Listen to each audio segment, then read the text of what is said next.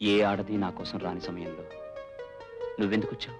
కావాల్సిన దాన్ని కనుక, మిమ్మల్ని కోరుకున్న దాన్ని కనుక రావాల్సి వచ్చింది. నేనేమైపోతే నీకెందుకు? కన్నవాళ్లే కలలు చెరిపేసినప్పుడు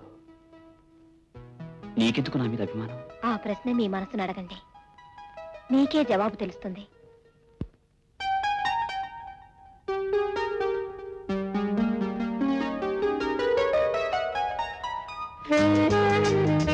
లత, నన్ను అర్థం చేసుకున్న నీలాంటి ఆడది నాకు తోడుగా ఉంటే చాలు.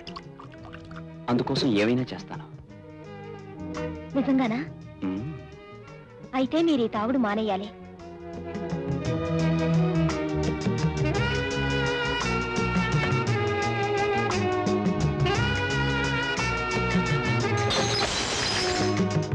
నెక్స్ట్ సిగరెట్ కూడా.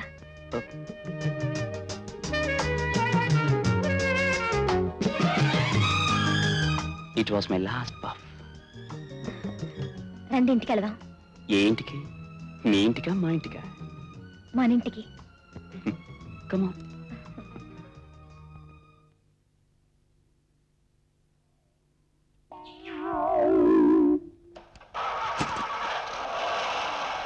వాడనుకుని వీడితో వీడుతోంది, వీడేమన్నా చేస్తే వాడి కొంప ముడుగుతుంది.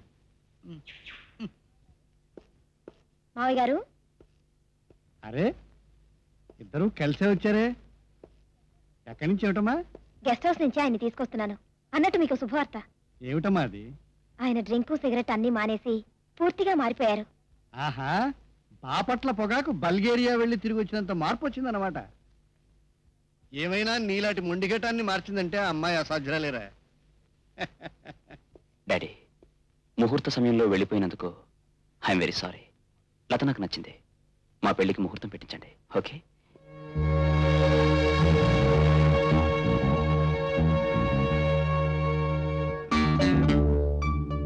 వాడేంటండి అలా అంటాడు? పేట్ల మీద కూర్చుని అమ్మాయి మెళ్ళో తాళి కట్టి అన్నీ మర్చిపెట్టుగా మళ్ళీ పెళ్ళంటాడేమిటండి? వాడికి ఏమైందండి? ఏమీ కాలేదే. ఉప్పుకి కర్పూరానికి పోలికలు ఉంటాయంటారు చూడు, అలాగే మనవాడికి మరో వెధవకి పోలికలు ఉన్నాయి. ముహూర్తం టైంకి మన కర్పూరం గాడి గెస్ట్ హౌస్ లో పడి ఉండగా ఆ ఉప్పుగాడి పేట్ల మీద కూర్చుని పిల్ల మెళ్ళలో తాళి కట్టేశాడు. ఈ విషయం కర్పూరం గాడికి తెలియక మళ్ళీ కడతానంటున్నాడు తాళి. అంటే ఆ అమ్మాయి పెళ్లి చేసుకున్నది మనవాణ్ణి కాదనమాట. ఆ అమ్మాయి మన ఇంటి కోడలు కాదనమాట. ఆదని ఎవరన్నారే? ఆ శోభనం కాస్త జరిపించేస్తే చచ్చినట్టు మన కోళ్లే అవుతుంది.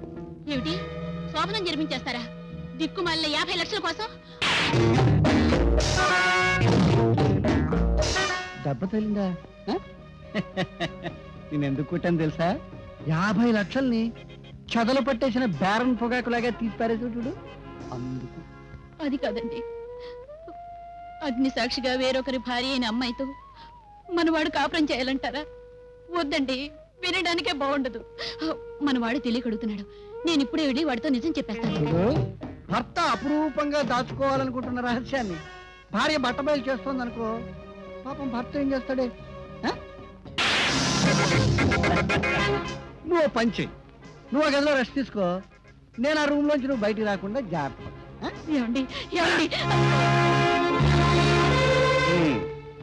మూడో కంటి వాడికి కనిపించకుండా ఇక్కడ రెస్ట్ తీసుకో.